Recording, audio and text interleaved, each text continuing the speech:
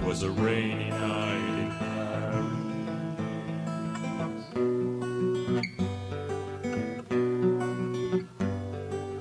Harry's corner.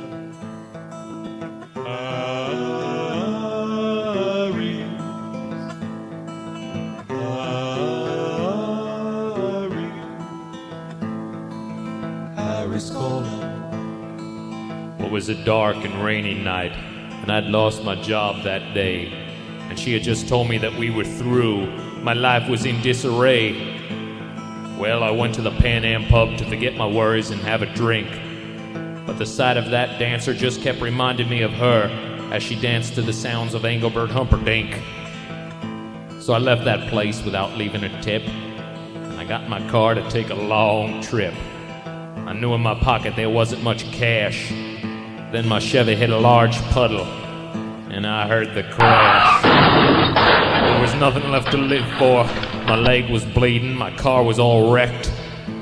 So suicide was the only course of action that I chose to elect. But I thought for a second before I took a step of such magnitude, I'd stop at old Harry's and get me some food.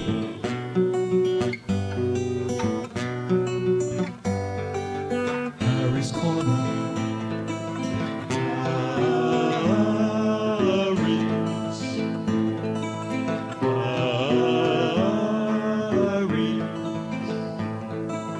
Harry's corner. You see, I didn't have much money left, and I was feeling quite low. I knew that for my last meal, Harry's was the place to go. I'd been there before, so I knew what to expect. Harry treated everyone with dignity and respect. I needed a smiling face in these my last few hours of life. Harry cheered me up before when I was painting with strife.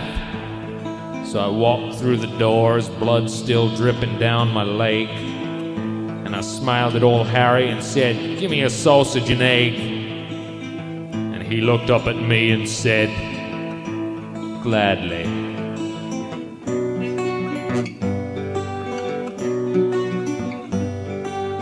Harry's corner.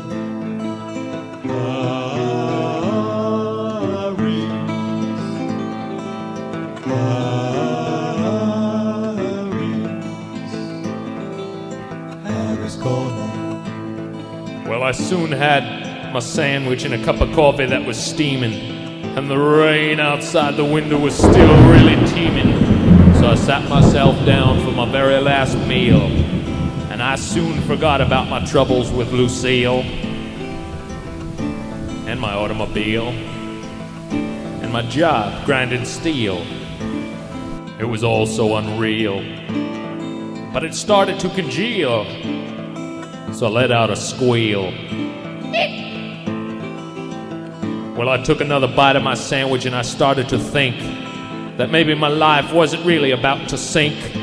There were plenty of other fish in the sea, and I could get over this catastrophe. Why, I could get me another job. I'm a real good cook of shish kebab, or corn on the cob, or maybe fresh squab. Oh, my head started to throb. These rhymes make me sob. Well, I could save for a new car, maybe even a Lincoln, and this got my brain to a thinking. Why, there's nothing in life that's only one of a kind. This I could understand, except of course for Harry and his simple roadside stand. But at last it came together as I swallowed my last bite. My life would take a turn that night. I thought I saw the light.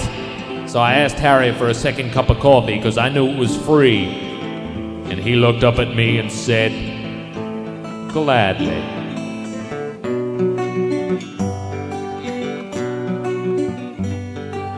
Harry's corner.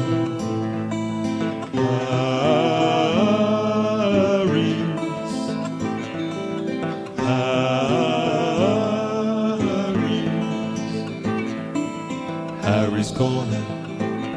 Well, my stomach was still growling loudly, because all day I had eaten nothing. So I decided to get me a homemade corn muffin. But did I have enough money? This I didn't know. So I dug in my pocket and I felt around slow. But all I pulled out was some lint and some grime, and a dull faded quarter and a shiny new dime. So I plunked them down on the counter, and I said, Harry, give me a corn muffin.